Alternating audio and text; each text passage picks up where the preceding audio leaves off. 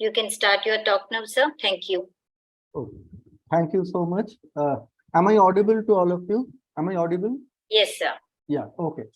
So, my name is Sabyasachi and I am currently I'm teaching in a school in Varanasi. So we have, I've decided, like when I was asked to, like I thought we'll talk about inclusion. But also what ma'am said that the last 20 minutes would be like, I'll speak for 20 minutes and the next last 10 minutes would be for questions. But as I go through this, my presentation, you will see I will also probably rather raise certain questions. And then as a group of educationists, teachers, practitioners, we will see how to address those issues and whether in the first place they are valid questions in the first place. So I will just start and with my question and we'll raise different issues one by one. The first question obviously is, what do we mean by inclusion? We hear a lot about inclusivity, inclusive classroom. So what is it that we can we come to a understanding that this is what inclusion means? So Helene Roos talks about the following. One is inclusion as ideology. The other is inclusion as way of teaching. Now, is there a difference between the two? If we are trying to be inclusive in our ways of teaching, does it automatically lead to a understanding that as an ideology, we are people who believe in inclusion? So what is inclusion as an ideology? Is it saying, do we believe in inclusion? Is inclusion the same as assimilation? So I will take an example, and most of my examples will be outside the sphere of the classroom based on what I have seen when I have in my life, in my experience in different cases. So one of it is very, like I always talk about it, based on my, I think the last year or the year before last, I was watching Indian Idol. And then there was one participant who was trying to sing different songs in her own ways, using her own style, own kind of, adding her own kind of music to it. And the girl was heavily trolled, saying that like she has destroyed the songs sung by great artists. Now, this is my first question. That from there I was thinking that we are all talking about inclusion, but she was trying to create new music. Now, does creation of one kind of one thing definitely lead to the destruction of the existing one? Does it also mean that we are creating benchmarks and nobody else beyond are allowed to sort of violate that, and just all that try to do the best can, a perfect score can actually just attempt to reach the benchmark?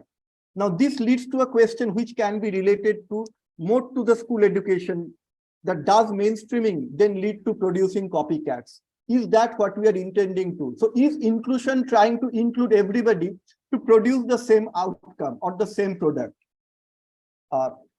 Okay, certain clippings, I will not be able to show them now given the paucity of time, but I can share my presentation with any one of you who is interested.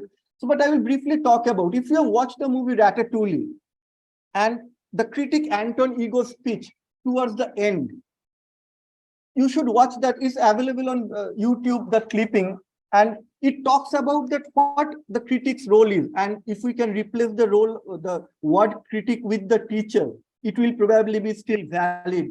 Ego talked about the role of the critic is easy. We are probably here to just give negative feedback, to destroy what is being produced, saying that it is not yet perfect. One can listen to this speech and see what kind of, so to what extent we are also consciously or unconsciously following the same norm. The next one that I really liked the movie, like I think quite a few of you must have also watched it, The School of Rock. Now in The School of Rock, if you look at the music teacher who was like masquerading as some other teacher, and how he got everybody into that system of being part of the music that the group was about to produce, how he was assigning the different roles, how the position of the band manager was created when the girl was not happy with being a cheerleader, how, more importantly, like all cannot perform in a crowd, but does it necessarily mean that all cannot perform in an exam, written exam, but does it necessarily mean that the student is not capable of doing something. So if those who have watched the School of Rock can directly associate with this, but those who have not can see that and see if you can identify. The Tamika, she was a very good singer, but she couldn't perform in class in front of everybody. But later on, she said that I want to perform as a singer in front of the teacher only. She performed and she was taken in. So are we allowing different ways for the child to come forward and express what he or she feels like doing and boost the confidence and see that, ensure that she is or he is capable of doing it? So these are certain aspects of aspects that we probably need to take care of when you're talking about how to include. It's not only about providing differentiated worksheets. So I initially thought I will talk about those strategies, but if we are talking about providing different kind of worksheets, those are there. Like there are a lot of talks on it, but inclusion as a philosophy. Like if you look at, if you have heard about Shravani Sinde's, she used to have a program on Doordarshan, on Doordarshan, talking about classical music and how classical music can be related to for everybody. She clearly said that because often we feel that classical music is not for everybody. So while conducting those lessons, she talked about that how classical music can be hummed by those who did not go for any formal training. Even if you do not know what the raga is, but you can still listen to it, and you can start feeling the joy of listening to music, and gradually maybe that might become something of interest to you. So are we trying to include everybody even in that sense? This is a movie like I used to love, Stand and Deliver. The Stand and Deliver talks about how this is actually on the life and times of a real school teacher called Jamie Escalante, who was in the US assigned to a school known for its so-called rowdiness, but how he transformed the school, the seniors, everybody cleared the AP exams to the extent that the examining body didn't trust them and said there must have been mass copying, otherwise this school cannot perform so excellently. And then they took a retest in which again everybody performed. So she proved that this kind of a labeling, particularly if it happens more so in maths, that okay, such and such student cannot do it, has no flavor for the subject. Is it true, or can transformation happen just with a teacher having immense hope in them? Now, some thoughts on what inclusion in the classroom may mean. Is inclusion, what do we mean by inclusion? Is it about offering remedial to the weaker students and enrichment classes for the ones who are so-called advanced? That's at the two ends of the spectrum. Outside class hours, is that form of, lot of the schools actually follow this and actually at least do the remedial program, but gradually they have started also looking at enrichment for the ones who are so-called mathematically ahead of the others. Now, is inclusion about a common curriculum and integration of all in the mainstream?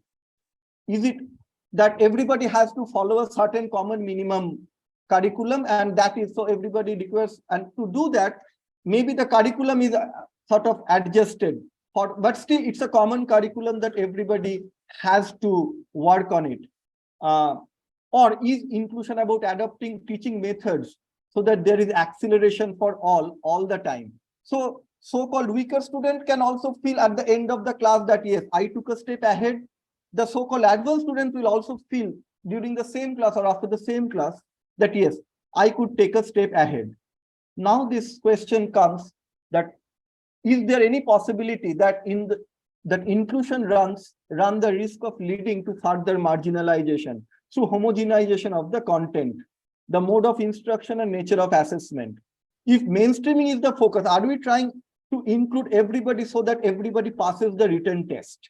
But the form of the test doesn't change. It is still that written, sit down, 1.5 hours, but training everybody to pass that kind of a test. Can that be considered inclusion, or is it actually marginalization of or exclusion of those children who were otherwise not good at written tests but had other ways of showing the learning? Okay. Now the question that can there be accelerated learning for all during at the same time. Vygotsky, I think everybody is familiar with Vygotsky.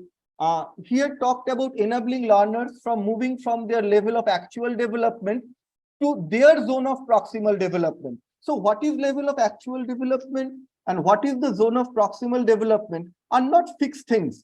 Like for every child at any point of time, even for an adult, I think wherever learning is happening, every learner is at a level of actual development and attempting to go to the next higher level, which is their zone of proximal development.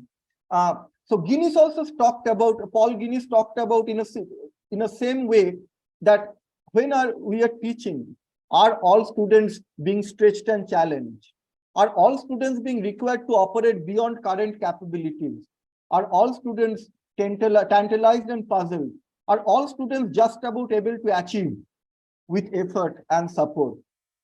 So these are things that we need to keep in mind if you are talking about an inclusivist classroom, that it is not that everybody has to reach a certain level and somehow, but giving ways for everybody to take the next step. So what can a possible intervention in an inclusive mass classroom look like? The first thing, like right from the beginning to the, for a small child to senior grades, are we being able to ask questions which has multiple strategies or ways to solve it? Some of us might consider some of the strategies to be advanced, but for every child, whatever strategy the child is using is advanced or at that level of the child. So can we have, for simple, like if we say, how much is 8 times 6 to a small child? It's like demanding from the child the multiplication table. So there is no other way but the table. If you don't know the table, you are out. But if we talk about an example that somebody is, okay, I will go back and come back to this slide. Yeah, so suppose we are talking about a girl, Ravina, inviting 50 friends for a birthday, and she has ordered for sweets for everybody. Now on the blackboard, we draw like 8 boxes on each. In each of them, we show them 8 or 6 laddus or burfis. And then we say that, what do you think? Has Ravina ordered for enough? Now, looking at the visual, the first thing is that it's not only numbers. The second, some child might want to count and go. Some child might want to actually go, okay, 6 plus 6, 12, 12 plus 6, 18 and go. Or some child might want to just, or be able to just do the multiplication table and say it's 48 and this one less or 2 less.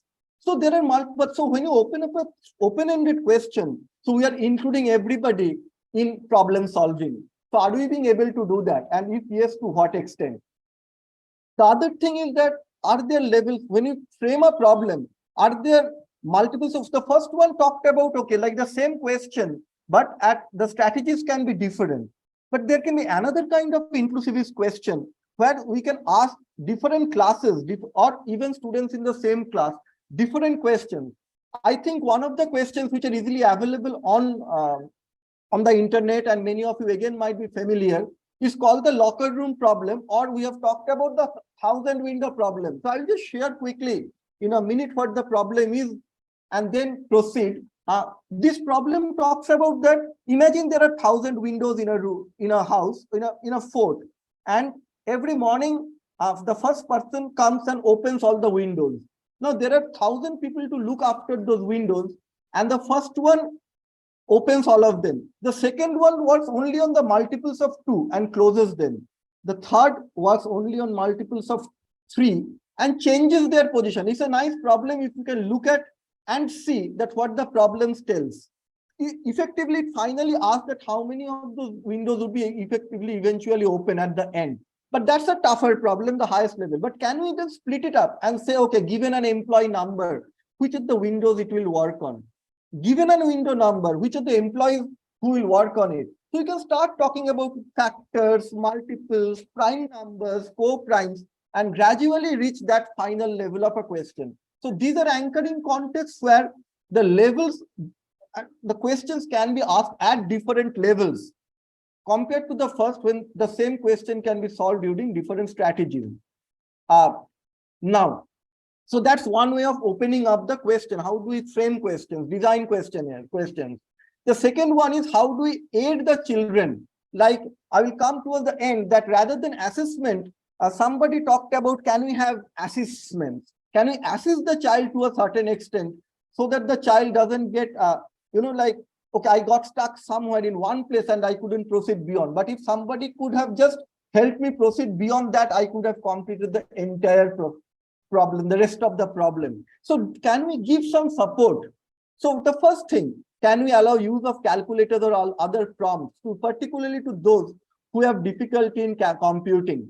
Lot of the foreign curricula, like if those who are familiar, and I'm sure many of you are, like if you look at the IB, if you look at the Cambridge, lot of them have, most of the papers where calculators are allowed. But the questions are obviously not something that one can just press the calculator and work out. But computing will not hold children back if that is the major problem. The next, so that's one. Can we allow use of calculators? Next, can we ask a variety of questions? All of them not asking for written explanations. Somebody can just explain it through some doodles, through some pictorials. Maybe the student can be asked to explain verbally in class, because the child might be better at oral communication and oral explanation. Can we have multiple ways of assessing? Now, activity-based learning will be of great help if the activities are properly designed. One of the assessments can simply be that the child is asked to perform a task using the manipulative. And if the child can do it properly, the teacher can assess that the child has understood the concept properly. Okay, I have just 3 minutes, so I will just okay, so this is something I need to. No issues, sir. You can complete your. Yeah. I have like another 3-4 slides, so I will just. No problem, sir. Take your time. Yeah. So this is something this slide I want to discuss in a little detail, because it might look seemingly disconnected. But I want to talk about how to address, because teachers, and even whenever I teach, I sometimes feel that, okay, I know all the ways to address, different ways of addressing the problem or explaining to different children, but I don't have time. Like if there are 8 children with different ways of learning, where is the time to explain in 8 different ways? So now I think many of us are familiar or actively play this Wordle game, which from last year or so, a couple of years, it has become a. So I just want to take a 5-letter Wordle and talk about it. You can see the slide. So think that there is a 5-letter word which we have to crack. And in the first attempt, I just got the last 4 letters right, IGHT. So there is only one letter that I have to crack and I will know it. So now we feel, oh, I am almost there. But if I ask you, any one of you, what would be the answer? Because just one letter, right? But if you have only one try to get it, how confident are you that you will get it right? Now, is it 8? Is it 5? Is it light? Is it might, night, right, sight, tight? What is it? There are at least, I could think of 8 possible first letters, each of which can be valid. But now my question is, if the student gives, different student gives different answers, but one of these 8, should we give credit to all of them and say, you are right, you are right, you are also right, you are correct?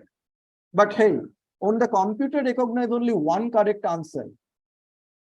Now, if that is a constraint, which maybe should not be, somebody can decide, okay, no, like as long as one of the 8 has been answered, the child will be given a correct answer. But what if somebody says, but I want to know what the computer said, and you have only a limited number of chances, not 8 of them? Now, can we change the strategy? Now, what if rather than trying the first letter, we actually just think of it as a different problem, and the first letter, for the first attempt, I put IGHT were correct. But what if in the second, rather than trying to get the first letter, I put the word flame?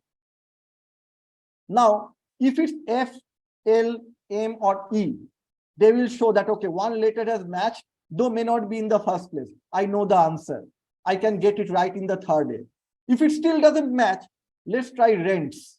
Now, you see, even within these 2 words, all the 8 possible first letters are included. So definitely by the 4th one will be able to get the correct answer. Now, how do we relate it to inclusion? So as a teacher, we need to probably be able to figure out different ways. possibly all the 8 ways of getting it right, but then think that, okay, within the next 2 steps, can we suggest ideas that so that all the 8 possibilities are thrown open, and whoever has, whichever way fits somebody, the child can pick it up and can reach the answer. So this is something, when I was looking at the Wordle, it struck me that probably it includes a lot of strategies we can talk about in inclusion. Okay, so this I will skip for the time being. We can come back to it later. So say 98 plus 35, for example, like how does one add? Somebody can use carryover, somebody can jump by tens, or somebody can just give 2 to 98, it's 133. So there are different strategies to solve, provided we ask it in such a way. But if we put 98 plus 35, one below the other, tens and units, we are pushing the child only to do carryover borrowing. And if somebody doesn't get it, there is no other way of looking at it. Okay. So, okay, we'll skip that part. It's a little late. Okay. So now, so other thing is that we can, this is something that we should, yeah. Sir, no need to skip the slides. You finished. Achha, okay. No Achha, problem. so fine. So this is a problem. So this so there is a, if you can see, it's a little light, but you can see a big triangle, equilateral triangle. Then there is a triangle inscribed in it, and then a smaller equilateral triangle, which is actually circumscribed by the smaller, the circle. Now, if the question is that how many times is the big triangle of the small triangle?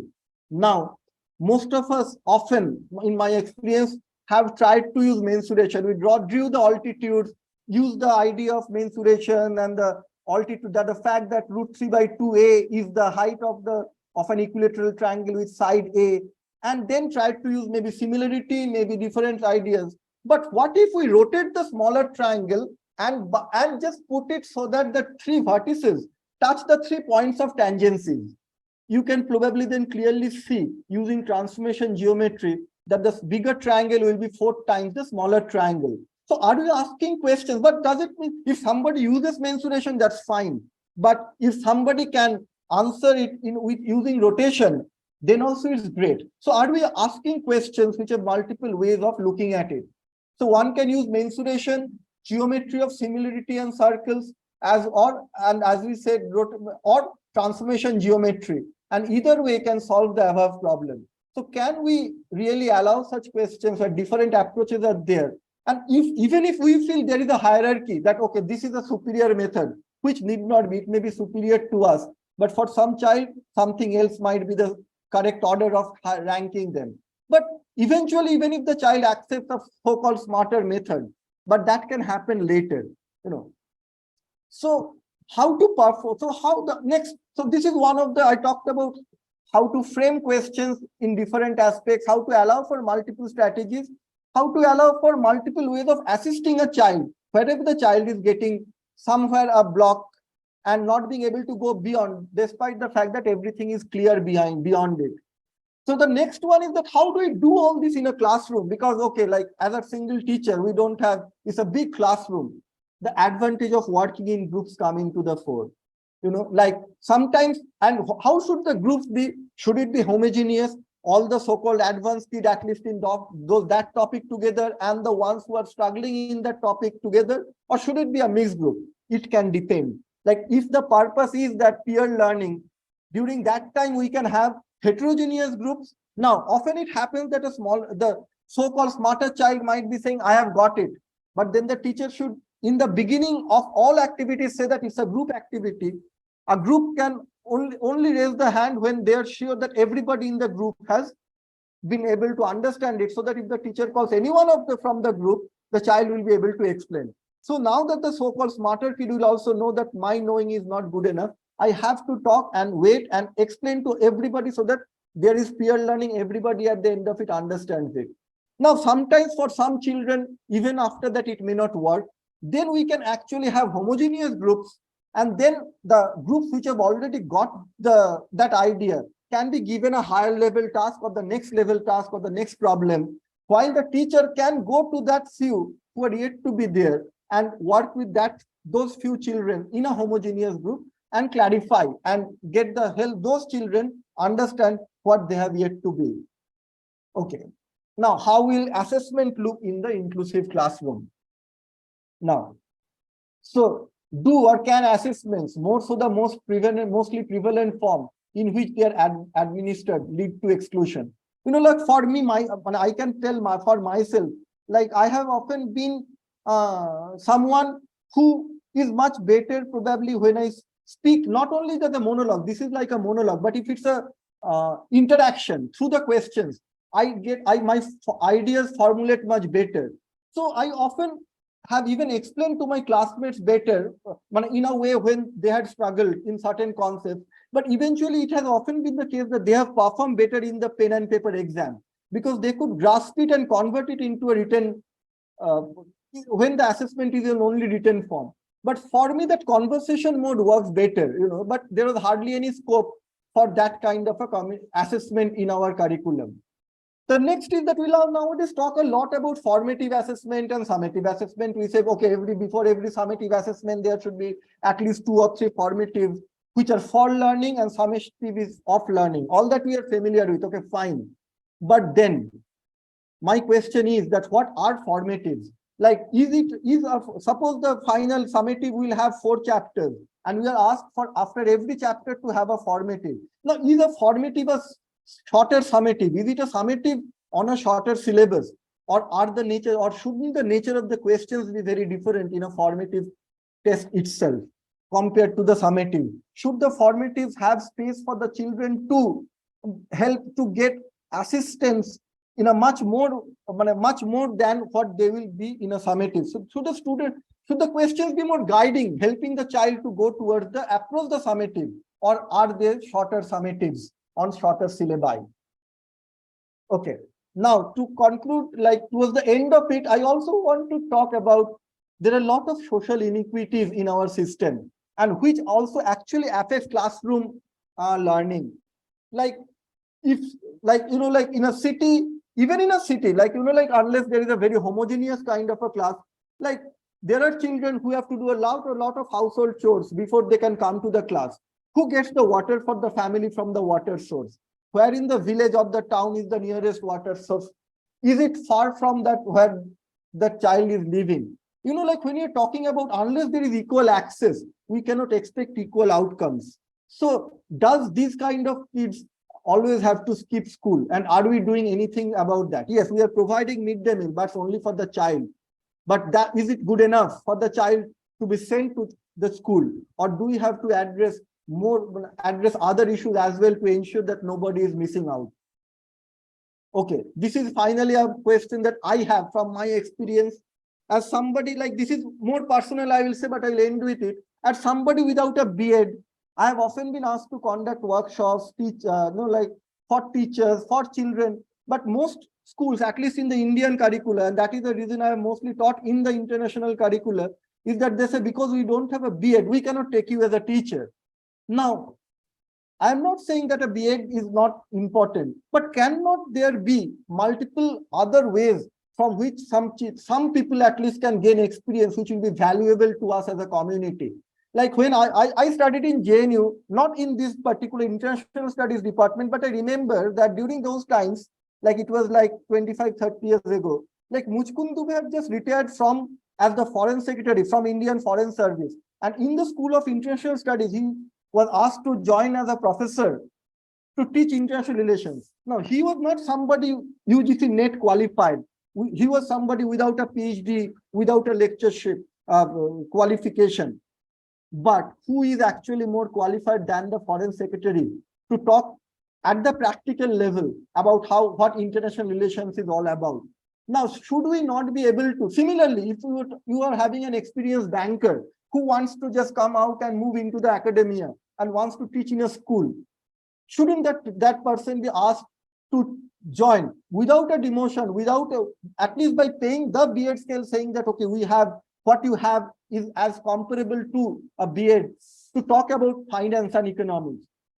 Who is more suited? We need to also have a diverse kind of a faculty to talk about and have inclusion in practice. Otherwise, what might happen is that inclusion will be confined to the classroom. And like the other day, I was attending a webinar by somebody on the Firki site who was talking about inclusion. Very simple thing. Like, is our school completely wheelchair accessible. Even if forget about somebody with who is physically or differently able, a teacher for some time might become physically immobile for certain reasons. Now, can the teacher still be able to take the class if the otherwise those faculties are active? Does the school provide enough space so that the teacher doesn't have to climb, so that the toilet is wide enough, like for a wheelchair to move in? So there are also multiple aspects of inclusion without which I felt that the classroom inclusion, it is not just about differentiated worksheets, it's much more beyond that. And I thought that I will address those issues because a lot has been talked on differentiated worksheets, but we are still struggling to how to make the class truly inclusive. So I will end here, and I will just now let the host take over Thank you, and sir. decide how to. Thank Thank you, you. It sir. was very rushed, but I Really thought that I just wanted to throw open certain issues and then maybe have a discussion. Yeah, thank right, you so sir. much. Can you close your Yeah. PPT and expand Yeah, your I'll camera? close my please? PPT. I'll stop sharing. Just a second. Yeah. Yes, sir. Should I stop my So video? I really like the point of the discussion about having the B.Ed. Is it a must? As you said that, like with your experience also, you can conduct a session. You can teach. So, anyways, that is need to be decided by the policy makers, maybe. Sir, can you turn on your camera, please? My camera is on, right? Yes, sir. Yeah. Yes, now it is. Sir, most of the questions, since we already are done with the half an hour thing, I just want to ask you two questions only, which are posted by the audience, listeners. The other questions are already explained to them through your slides. So one interesting question. So you spoke about inclusive education, but what are the challenges? What are the main barriers to the inclusive education? Right. Okay. I think that when you talk about inclusivity, this is based on my experience, I think like we are still targeting the same end product, or the end goal is the same. Okay, maybe the board exams, and we are trying to, that's why I said that we are trying to include some so that somebody can do that as well as possible. But I think that the end products also might be varied, which will probably make it inclusion more meaningful. For example, I think it is fine because we are still very academics dominated. It should be perfectly fine for a child to get a 60 in math, for example, I feel, and try to see where else is the child's interest, and can we provide the child that support once they reach this the minimum required skill sets for math, to explore that what the child loves to do or what the child is capable of doing with passion. So I think one of the challenges is to allow that kind of, it's fine for if a child is wanting to become a chef, if the child is wanting to become a dancer, and I think that what has happened so far, because I have taught in, as I said, because given my in mostly international schools, it's a very different kind of a group mostly, and they cater to it. But but I think for everybody, this is all the more important, not only for the ones we feel that okay, they can have to have a career in dance, because for the rest also, even if you force everybody to try to become a doctor and an engineer, most of us won't be able to. Now but I probably could have become a dancer, but I was not allowed to. So I think that it's more important for the ones who I feel are the majority, to have that multiple ways of allowing the child to pursue one's passion. And as a school or as an education, as a community of educators, give the child that kind of a support, saying that is perfectly fine. And not only to the ones who cannot do maths, for example, I had students, in my initial years, I also, because given my schooling, I was thinking if somebody is good at math, okay, let me give you even more challenging problems so that you will go far higher, even better. But some of them liked it. But there were 2-3 students who were very good at math. But some children told me, and I distinctly remember, sir, I want to do other things also. Math I am doing, and I am doing quite well. But that doesn't mean that if I do the homework first, or if I do my 40 minutes class work within 20 minutes, you will give me more math. I want to, during that time, write a story, which I was writing. And I said, oh, sorry, I am perfectly fine. So, You know, so so what that is in a the math class, yeah, yeah? ma'am, So, yes. what is the most important thing done by you creating an inclusive class and environment, sir? So I will say that what I have tried is to first be more open to accepting that everybody did not be always 100% in what I feel is 100%, and enabling every child to follow their passion. As I said, subject to a minimum requirement. The child, for example, when the child says, I want to do this, I told the child, okay, check your university requirements when you go up. That was the minimum that you need to get. Let me help you at least go there, and then you can decide what you do with the rest of the time. So being more open to hearing out the child and then jointly coming to a agreed level of accomplishment that the child needs to attain, and then help the child and work together to help the child to reach there. Thank you, sir. Since we have crossed the time limit, and I have to thank you, School Journal of Education and schoolreformer.com. Thank you for the talk, sir, and for patiently answering the questions. And it was a very informative session. We also thank the audience for participating in the event. If the audience have any more questions, you can write to school support at schoolreformer.com, and we can pass on the questions to Mr. Sabyasachi, and we will end the session now, sir. Thank you. Okay. Thank you so much. Yes. Thank you.